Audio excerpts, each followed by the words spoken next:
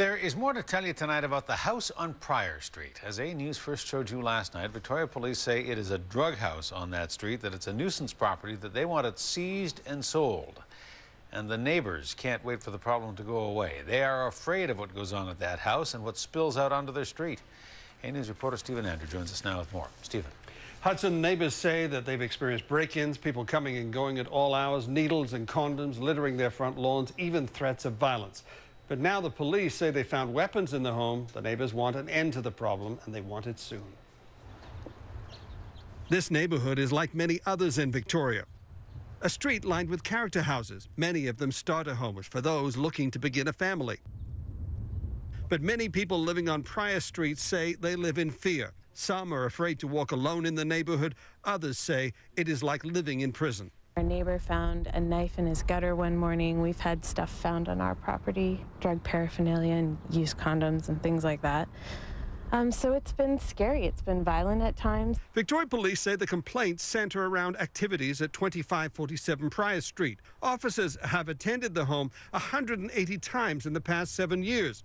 Last week, police in riot gear raided the home and arrested Brian Morrison, a convicted drug dealer. Morrison got out of jail 6 months ago. His 3-year sentence stems from an investigation of this YouTube video showing Morrison firing a machine gun. Police say Morrison was illegally in possession of the weapon and cocaine. When police raided the Pryor Street home last week, they say Morrison had several weapons, including a sawed-off shotgun. This street, as a community, has really come together. We've gotten to know each other and have had to band together to feel like we have control of the situation. But most of the people living in this neighborhood say they won't talk on camera. They say it's unsafe to be seen to be talking to anyone like police or the media. They say they're very afraid for their families. They even won't allow their children to play in the garden unless they're supervised. Their biggest fear is the constant coming and going of cars and people at all hours of the day and night. They say it's scenes like this that trouble them. A man leaving the home, running to the end of the street to meet someone waiting in a taxi, and after a brief animated conversation, quickly returning to the house. The MLA for the area has been working with neighbors to try to stop the illegal activity on the street for 2 years. He supports an application to seize and sell the home, essentially kicking the occupants out of the neighborhood. Why does it take 24 to 30 months to conclude that process?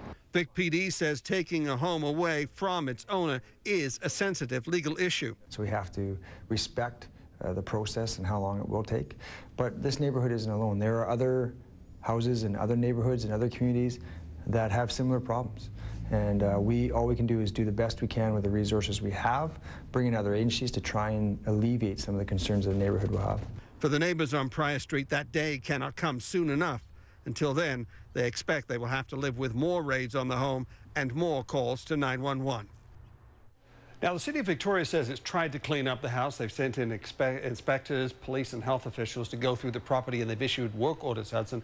But the city says getting compliance is a long process and not always successful. Meantime, they appear to abandon that process and then are also supporting the application to seize the home and sell it. All right, Stephen Andrew, thank you. You're welcome.